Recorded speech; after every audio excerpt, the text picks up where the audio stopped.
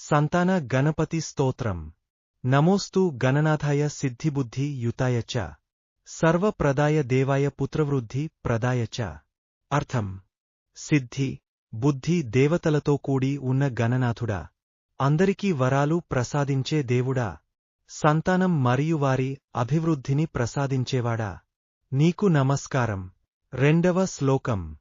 గురుదరాయ గురవే గోప్త్రే గుహ్యాసితాయ తే గోప్యాయ గోపితాశేష ధువనాయ చితాత్మనే.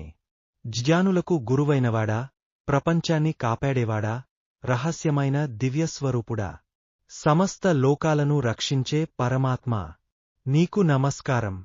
మూడవ శ్లోకం. విశ్వమూలాయ భవ్యాయ విశ్వసృష్టికరాయ తే.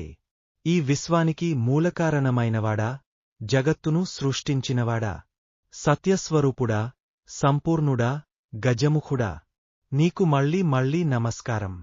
నాలుగవ శ్లోకం. ఏకదంతాయ శుద్ధాయ సుముఖాయ నమో నమః. ప్రపన్న జనపాలాయ ప్రణతార్తి వినాశినే. ఏకదంతుడా, పవిత్రస్వరూపుడా, సుముఖుడా, నీ శరణు వచ్చిన భక్తులను కాపాడివారి కష్టాలను తొలగించే దేవుడా, నీకు నమస్కారం. ఐదవ శ్లోకం. శరణం భవ దేవేశ సంతతిం సుధ్రువాం కురు భవిష్యంతి చ యే పుత్రాస్త్వద్భక్త్యా గణనాయక.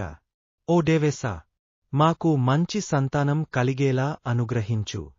పుట్టబోయే పిల్లలు నీ భక్తులుగా ధర్మమార్గంలో నడిచేలా ఆశీర్వదించు. ఆరవ శ్లోకం. తే సర్వే తవ పూజార్థం నిరతాన్ః స్యుర్వరమతః పుత్ర ప్రదమిదం స్తోత్రం సర్వసిద్ధి ప్రదాయకం. ఆ పిల్లలందరూ నీ పూజలో నిమగ్నమై ఉండుగాక.